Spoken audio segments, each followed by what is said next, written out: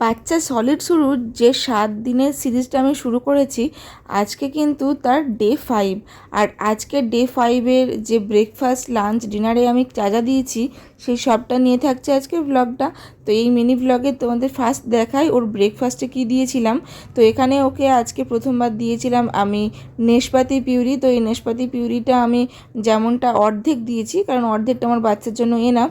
তারপরে সেই অর্ধেক নেশপাতিটা ভালো করে সুন্দর করে কেটে নিয়ে আমি কিন্তু এভাবে ভাপিয়ে সিদ্ধ করে নিয়েছি। তারপরে ওর সঙ্গে অর্ধেক একটা কলা অ্যাড করেছিলাম, কারণ নেশপাতিটা অনেকটা পরিমাণে ছিল, বড় সাইজের ছিল।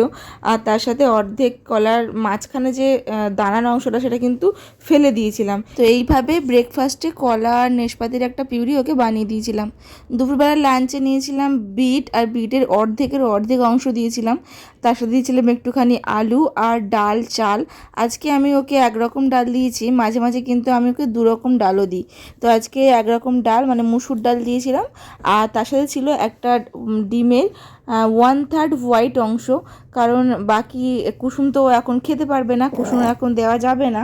কুসুম দিইনি, আর তার সাথে অল্প একটু সাদা অংশ দিইনি, বাকি সাদা অংশটা দিয়েছিলাম, মানে প্রায় 1/3। তো সেটা দিয়ে একটা সুন্দর পিউরি বানিয়ে নিয়েছিলাম।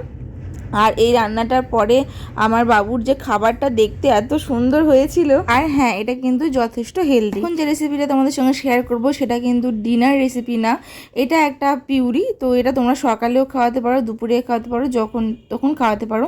আমি খাইয়েছিলাম বৈকালবেলা।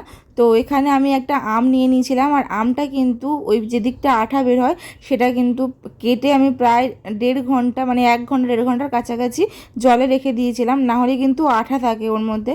তারপরে সুন্দর করে এইভাবে কেটে নিয়ে পিস পিস করে মিক্সারে মিক্স করে আর একটা পিউরি বানিয়ে নিয়েছিলাম, ম্যাঙ্গো পিউরি। তো তোমরা ওইভাবে খাওয়াতে পারো। তো তোমরা তো দেখেই নিলে এই 3টে রেসিপি কেমন হয়েছে অবশ্যই কমেন্টস করে জানিও।